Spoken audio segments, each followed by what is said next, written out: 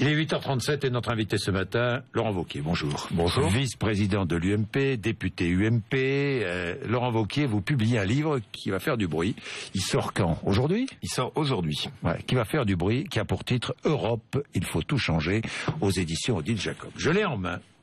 On va en parler parce que vous faites des propositions que je qualifierais de iconoclastes et même vous allez beaucoup plus loin, vous voulez vraiment changer le fonctionnement de l'Union européenne. Bien, on va en parler. Mais puisque nous parlons d'Europe, nous avons un nouveau secrétaire d'État aux affaires européennes qui s'appelle Harlem Désir. Est-ce que c'est un bon choix?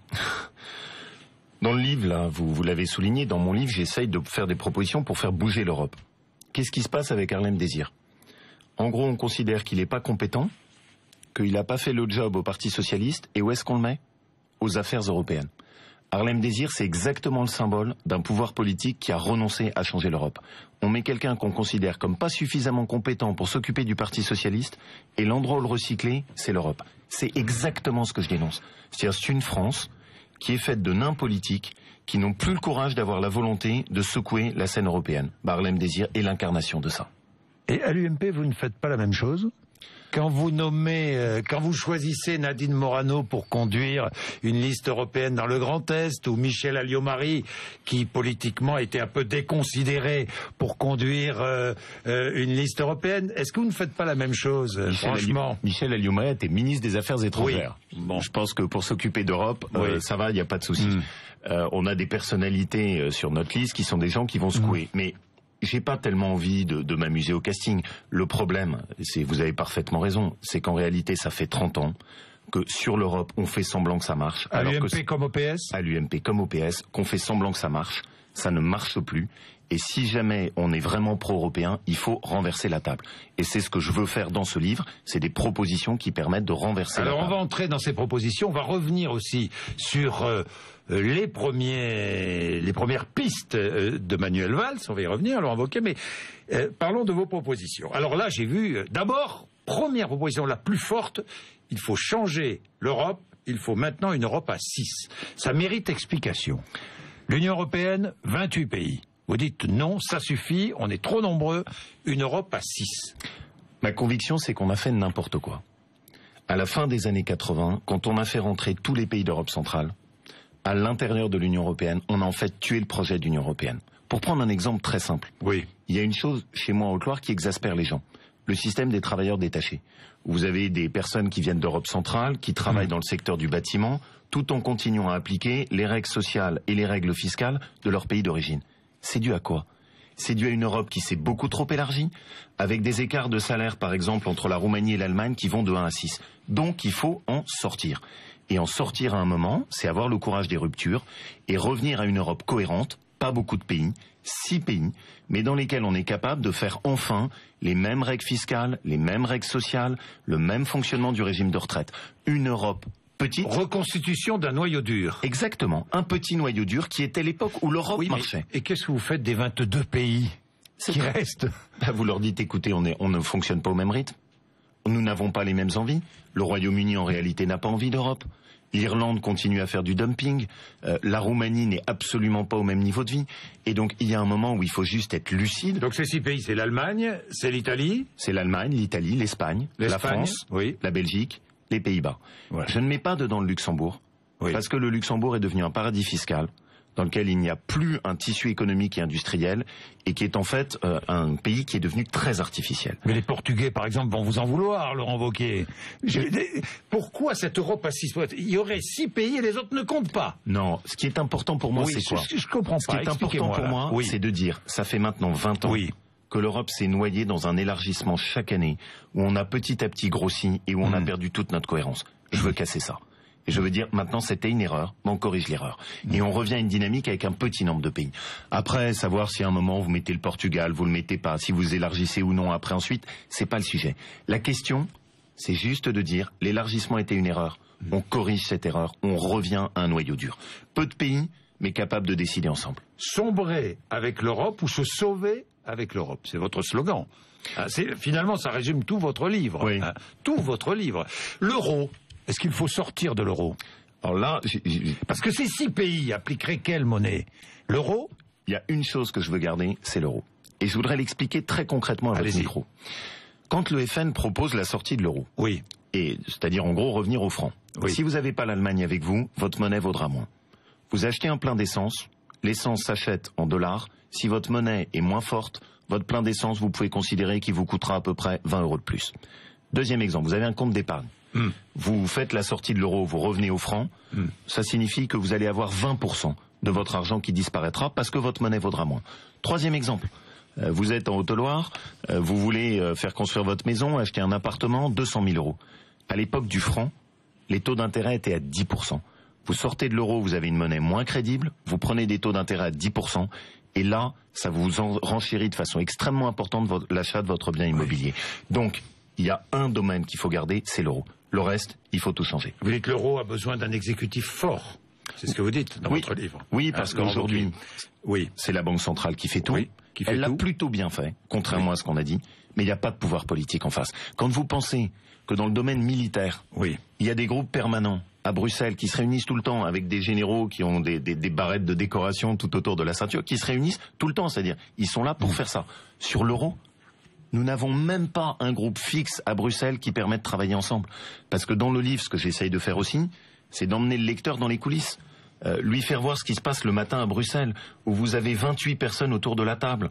La table est tellement grande qu'il y a des écrans vidéo pour voir celui qui parle. N'est-ce pas revenir en arrière, se retrouver à 6 et laisser de côté les 22 autres pays. J'adore. Et le sentiment que vont avoir les gouvernements, les peuples, les populations de ces pays-là, non ? Bourdin, c'est exactement ce que je dénonce. C'est cette torpeur politique qui n'a plus le courage à un moment de changer. Et qui, parce qu'on a fait une erreur, croit qu'il faut continuer à faire des erreurs. Ben non. Il y a des moments où il faut être capable de dire on a fait une bêtise, on corrige. Alors, ce livre est aussi un plaidoyer pour un protectionnisme européen. Là, j'ai l'impression d'entendre Arnaud Montebourg s'exprimer. Hein. Vous avez à peu près les mêmes mots. Non, mais si. Non ? Pourquoi pas ? Pourquoi pas ? Si jamais on peut arriver, si jamais on peut arriver à avoir une lucidité dans laquelle on rassemble les gens, tant mieux. Mais pourquoi est-ce que je pose ce diagnostic ? Qu'est-ce que je vois ? Quand vous voulez aller en Chine, on vous oblige à faire des partenariats avec les entreprises chinoises. Les marchés publics chinois sont fermés à 90% à la concurrence. Les marchés publics européens sont ouverts à quasiment 100% à la concurrence. Michelin ne vend pas un pneu au Japon, parce qu'au Japon, ils ont mis des barrières non tarifaires. Par contre, nous, on laisse rentrer les pneus Bridgestone en Europe sans même contrôler. Nous sommes naïfs ? Mais on est totalement naïfs. C'est ce que je dénonce dans le livre, c'est une Europe qui offre son marché intérieur sur un plateau à tous les produits étrangers, alors qu'en revanche, la Chine, l'Inde, les États-Unis, le Brésil sont beaucoup plus habiles que nous pour donner un tout petit peu de préférence à leurs entreprises, ce qui est juste du bon sens. Comme maire, quand j'installe des panneaux photovoltaïques sur mon gymnase, et que, en raison des règles de la Direction Générale de la Concurrence, on m'explique, alors que c'est subventionné sur des deniers publics, que je n'ai même pas la possibilité de donner la préférence à une entreprise européenne, cette Europe-là marche sur la tête. Et donc il faut là aussi changer et mettre une dose de protectionnisme européen. Une dose de protectionnisme, est-ce que ça veut dire, par exemple, qu'il faut interrompre les négociations de libre-échange engagées par l'Europe avec l'Amérique du Nord, et notamment les États-Unis ? Ça veut dire que si c'est équilibré, ça ne me pose pas un problème. Ce qui en revanche me gêne, c'est quand les États-Unis ferment leur marché du photovoltaïque et que nous on le laisse ouvert. Ce qui me gêne, c'est quand on fait un accord avec le Canada où on accepte d'importer la lentille verte du Canada sans le moindre contrôle sur les substances chimiques qui sont utilisées, de l'Amérique du Nord, et où en revanche on fait peser sur nos propres produits des contraintes et des contrôles qui sont devenus absurdes.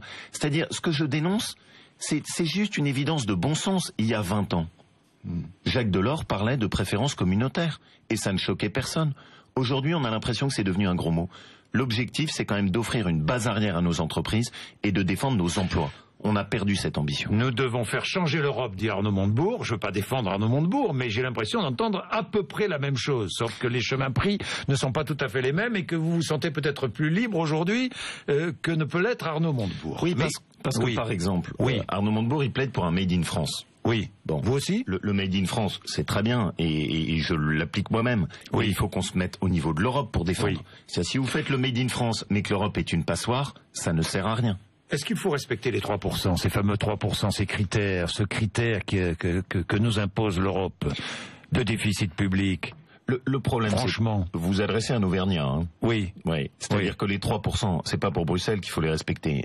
C'est pour Baptiste et Louise, c'est pour mes enfants. Oui, d'accord, mais c'est fixé par Bruxelles, les 3%. Oui, mais c'est juste fixé par le bon sens. Oui. C'est-à-dire que quand vous dépensez trop, c'est vos enfants que vous chargez. Donc là, c'est pas un problème de Bruxelles. Par contre, il y a un problème de Bruxelles. C'est que Bruxelles n'investit plus. Que dans le même temps où Bruxelles impose ses 3%, elle ne lance plus de grands projets. On va prendre. Vous seriez au gouvernement, vous feriez quoi, Laurent Wauquiez? Vous diriez, il faut encore un délai pour nous permettre de rétablir nos comptes publics et de mettre en place des mesures relançant l'économie et relançant la croissance, ou pas? Vous ne demanderiez un délai à Bruxelles, là? Je serai au gouvernement. D'abord, la première chose que je ferais, ce qui est pas du tout ce qu'ils font, c'est uniquement des économies sur le fonctionnement administratif de l'État. Pas prendre dans la poche des Français, des économies sur le fonctionnement administratif de l'État, première chose. Et la deuxième chose, c'est que ce que je dirais à Bruxelles, dans le même temps, il faut que vous mettiez de l'argent pour lancer des grands projets. Mettre de l'argent pour lancer des grandes infrastructures, ça fait combien de temps qu'on attend le Lyon-Turin? Mettre de l'argent pour investir sur des nouveaux produits en matière de santé. Par exemple, faire en sorte que Bruxelles nous aide à découvrir, et j'en parle dans le livre, le premier vaccin européen contre Alzheimer. Ça, c'est des choses qui peuvent être intéressantes. Oui, ça veut dire que vous ne subiriez pas les injonctions bruxelloises. Ça veut dire parce que Montebourg, dernière fois, hein, c'est la dernière fois, je vous promets. La question vous êtes converti ou quoi? Non, pas du tout. Non, pas du tout. D'ailleurs, je l'attends. Pour l'instant, il ne veut pas venir. Bon, la question des déficits. Il n'a pas peur. La question des déficits est-elle accessoire? Il dit c'est accessoire. Elle est accessoire ou pas? Non, la question des déficits n'est pas accessoire, mais c'est d'abord une question nationale. Oui. C'est d'abord le problème de la France. Parce que ce qu'on est en train de faire, c'est de plomber nos comptes pour des années et des années et s'empêcher d'investir. Ça veut dire que la France sera plus capable de faire une autoroute. Ça veut dire que la France est plus capable de faire une grande ligne de TGV. Ça veut dire qu'on est plus capable de déployer de l'Internet à très haut débit. Donc là, c'est pas un problème européen, c'est d'abord un problème national. Par contre, ce qui est un problème européen, c'est que l'Europe nous embête avec des normes sur la courbure du concombre, sur la taille des escabeaux, et que dans le même temps, elle est incapable de lancer des grands projets, comme un GPS européen, rapidement mis en place, comme des grandes infrastructures. Et donc ce que je souhaite, c'est une Europe qui repart sur du projet. Ce qui était le cas au début. C'est quand même grâce à l'Europe qu'on a Airbus. C'est l'Europe qui nous a permis d'avoir la fusée spatiale. C'est l'Europe qui avait relancé l'entreprise de l'acier. Et on a perdu que l'Europe investisse. Exactement. Laurent Wauquiez, parlons d'immigration, parce que vous en parlez aussi dans votre livre. Là aussi, vous dites le chacun pour soi est absolument désastreux en matière d'immigration. Il faut donc revoir les choses. Est-ce qu'une politique d'immigration européenne est possible? Non. Pas. Non, c'est pas possible. Aujourd'hui, même à 6? Aujourd'hui, j'en ai acquis la conviction. Même à 6, ce noyau dur? Même à 6. Ça ne peut pas marcher. Pourquoi? Parce que les pays européens n'ont pas la même situation par rapport à l'immigration. L'Allemagne a peu d'enfants, elle a besoin d'immigration. La France a plutôt beaucoup d'enfants, elle n'a pas besoin d'immigration. L'Allemagne va naturaliser et accorder la double nationalité à de très nombreux Turcs. Sauf que nous, on n'est pas dans la même situation. L'Italie est un pays où en fait les étrangers ne restent pas, ils passent par Lampedusa, ensuite ils viennent en France. Donc eux, globalement, ils défendent pas franchement leurs frontières, ils ont plutôt tendance à offrir un billet de train pour qu'ensuite les gens prennent la direction de la France. Donc ça ne marche pas. Et là encore, même principe, si ça ne marche pas, arrêtons de faire semblant. Bon, on a le courage de le dire. On supprime Schengen. On sort de Schengen. Il faut que la France sorte de Schengen. Je vais vous prendre quelques exemples simples. Aujourd'hui, l'Europe, par exemple, nous interdit de fixer des quotas en matière de regroupement familial. L'Europe nous fait des procédures, notamment pour tout ce qui est le traitement des demandes d'asile, qui sont devenues surréalistes. On est obligé de répondre avec un argument précis qui ensuite pourrait être contesté devant les tribunaux sur la moindre demande de visa de court séjour. 1,5 million de demandes qui sont adressées à la France chaque année. Donc ça ne fonctionne plus. Mais ça veut dire quoi? Qu'à nos frontières, on réinstalle des postes frontières avec des douaniers par milliers ou quoi? J'adore ce mythe. Oui. Vous allez de temps en temps peut-être au Royaume-Uni, juste comme ça. Oui. Vous franchissez la frontière, vous n'avez pas de visa à demander, il y a juste un tout petit contrôle que vous franchissez très vite. Mais je vais en Italie, je vais en Belgique, je m'arrête même plus en Belgique. Même avec la Suisse, on n'est plus arrêté. Mais ça ne changera pas. C'est-à-dire que pour les déplacements des Européens, ça ne change pas. Donc vous ne touchez pas au déplacement des biens et des personnes. Le fait de sortir de Schengen nous permet juste de reprendre la maîtrise de notre politique d'immigration. Pour le reste, vous faites des négociations d'accord avec les partenaires pour autoriser sans visa le fait de franchir la frontière, c'est tout. Et donc, parce que les immigrés, qui arrivent à Lampedusa, qui arrivent en Italie, ils passeront aussi et toujours de la même manière la frontière française, non? Sauf si on met enfin des vrais contrôles. Souvenez-vous au moment de la crise de Lampedusa. Mais à la frontière. À la frontière. Parce que C'est bien ce que je disais. Oui. Avec des douaniers, de nouveau avec des postes de frontière. Mais oui, c'est bien ce que je disais, non? Mais c'est bien ce qu'il faut faire. C'est-à-dire qu'aujourd'hui, qu'est-ce qui se passe avec Schengen? Donc on ne circule plus librement. On fait un contrôle sur l'immigration, c'est-à-dire ça nous permet quoi? Ça nous permet de lutter contre l'immigration clandestine, ça nous permet de fixer à un moment juste nos propres règles sur la politique d'immigration, parce que ça ne marche pas. Et là encore, on a affaire à des tabous sur lesquels on a l'impression que quand on dit ça, c'est des montagnes qu'il faut pas secouer. Bah si, il faut sortir de Schengen. Est-ce que votre position, c'est la position de l'UMP, Laurent Wauquiez? Parce que... Oui. Ce que j'espère, c'est que ça va devenir la position de l'UMP. Parce que je n'ai pas entendu encore l'UMP sur l'Europe. Je ne sais pas quelle est la position. Vous la connaissez, vous? Mais il est temps qu'on la fasse entendre. Voilà. Ouais. C'est-à-dire ce que je refuse, c'est que cette élection européenne, soit juste qu'on a pour l'instant entendu, c'est-à-dire un casting, des personnes sur des listes, des affrontements des uns et des autres, mais pas d'idées. Ce rendez-vous sur l'Europe, il est important. Et il est important à une condition, c'est qu'on fasse pas un filet d'eau tiède. Mais est-ce que vous croyez que l'UMP va vous suivre? Vous savez, quand il y a 4 ans, j'ai posé la question de l'assistanat. Oui. Et que d'ailleurs, sur votre chaîne et sur votre plateau, j'ai demandé qu'en contrepartie du RSA, on mette 5 heures de travail d'intérêt général et qu'on fasse en sorte qu'il y ait des droits et des devoirs. Tout le monde a hurlé. Aujourd'hui, tout le monde est sur cette idée. Ce que je pense, c'est que ce qui tue la politique, c'est les gens qui ne disent plus rien, qui sont tétanisés, qui n'apportent aucune proposition concrète sur la table. C'est vrai chez vous aussi, dans votre camp? Mais c'est vrai dans toute la politique française. Et c'est ça qu'on doit arriver à changer. C'est vrai à l'UMP. Mais c'est vrai sur votre plateau, c'est vrai chez moi. Mais qui est le leader légitime de l'opposition aujourd'hui? Laurent Wauquiez. Non, parce que j'ai l'impression... Où est-il? Est-ce que c'est François Bayrou? Non, mais où est-il? C'est qui? Je pense qu'on peut tous avoir une parole, à condition d'avoir une parole qui soit libre. Quand vous êtes dans l'opposition... Vous êtes devenu libre? Vous vous sentez plus libre qu'avant? Sincèrement. En tout cas, c'est ce que j'ai toujours essayé d'être. Oui, mais aujourd'hui, sincèrement. Oui, et je pense que la France est à un tel niveau d'impasse. Oui. Les choses sont tellement verrouillées qu'on peut plus avoir des politiques plombiers qui se contentent de mettre un tour de vis dans un sens, un tour de vis dans l'autre. Un bon artisan, c'est quelqu'un à un moment qui est capable de penser différemment. Et ben les bons politiques, ils devraient penser différemment. Est-ce que vous avez trouvé Manuel Valls bon mardi à l'Assemblée ou pas? Je veux pas être dans la critique stupide. C'est-à-dire que faire semblant que je suis contre tout, ça m'intéresse pas. Quand il dit qu'il veut baisser les charges sur les entreprises et sur les artisans et les professions libérales, tant mieux, c'est ce à quoi je crois. Quand il dit qu'il veut faire des économies sur les dépenses administratives, j'y crois. Et je pense que c'est ce qu'il faut faire. Donc ça me va. Et j'ai envie de dire, chiche. Par contre, il y a un sujet sur lequel j'ai une grosse interrogation. Si je regarde la feuille d'impôt, et je crois que les Français qui nous écoutent doivent bien comprendre qu'il ne se fasse aucune illusion, avec le gouvernement Valls, la feuille d'impôt va continuer à augmenter. Qu'est-ce qu'on nous promet cette année?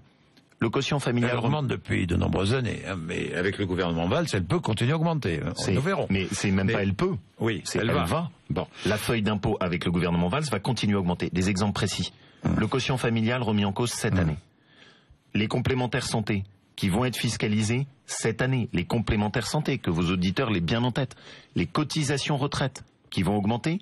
Et enfin les retraités, ce qui est quand même totalement injuste, qui avaient eu 3 enfants, qui vont voir leur avantage remis en cause. Donc moi, mon sentiment, c'est qu'on met en avant une baisse d'impôt pour une minorité pour tenter de cacher l'augmentation d'impôt pour la majorité. Et ce qui me gêne, c'est que les augmentations d'impôt, c'est toujours pour les mêmes, les baisses d'impôt, toujours pour les autres. Alors j'ai une dernière question, Laurent Wauquiez. Europe, il faut tout changer. Très bien, vous sortez un livre. Est-ce que vous allez prendre une initiative politique pour, Bien sûr. Laquelle?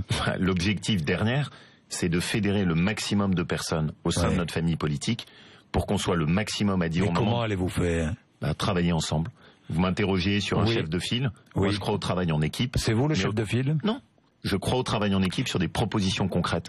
Par exemple, avec quelqu'un comme Henri Guénaud, on a beaucoup de points communs. Avec les gaullistes, on a beaucoup de points communs. C'est ce travail en équipe qui doit revivifier notre famille politique. Comme chef de file. Non. Si. Mais pourquoi ne pas le dire? Pourquoi ne pas l'assumer? Monsieur Bourdin, pourquoi? Oui. Parce que cette guerre de chefs, ces querelles d'ego, c'est ça. Vous avez vu la dernière querelle entre François Fillon et Jean-François Copé? Oui, ou avant c'était entre Alain Juppé. Oui. Tout ça ne m'intéresse pas.